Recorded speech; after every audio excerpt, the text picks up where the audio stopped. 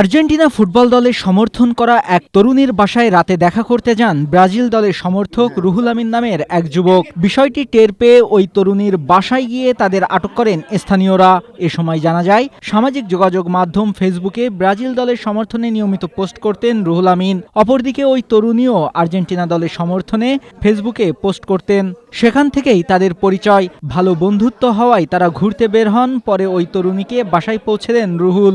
তার ছোট বোনের সাথে আসছি। তার ছোট বোনের সাথে আমার খুব ভালো একটা গুড রিলেশন ছিল। মাদারীপুর গেছিলাম 10 মিনিট আগে, তারা নিয়েছি বাসায় দিয়ে যাওয়ার জন্য। আইসা ঢুকছি, ঢুকা বইসা তারে আমি ছবিগুলা দিম এডিট করতেছি, এর মধ্যে যেরকম নক করতেছিল। তবে শুধু বন্ধুত্বের কথাও অস্বীকার করে ওই তরুণী জানান, তাদের মধ্যে দীর্ঘদিন ধরে প্রেমের সম্পর্ক।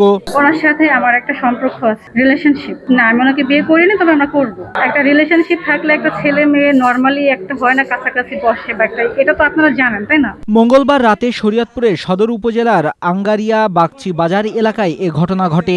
পরে স্থানীয়রা থানায় খবর দিলে পুলিশ ঘটনাস্থলে পৌঁছায়। এ সময় বিয়ের শর্তে তাদের পুলিশের জিম্মায় দেন বিক্ষুব্ধ জনতা। এটা ওই যে গ্রামবাসী ধরছিল, তার একজন পরিচিত বান্ধবী নিয়ে ঘুরতে গেছিল। আসলে তো পাবলিক ইয়ে করলে হচ্ছে, সেটা আমরা করে পাঠাচ্ছি। পেশায় গার্মেন্টস ব্যবসায়ী রুহুল আমিন শরীয়তপুর সদর উপজেলার আটিপাড়া এলাকার বাসিন্দা। তিনি বিবাহিত এবং এক সন্তানের জনক। Desk report, Asia post.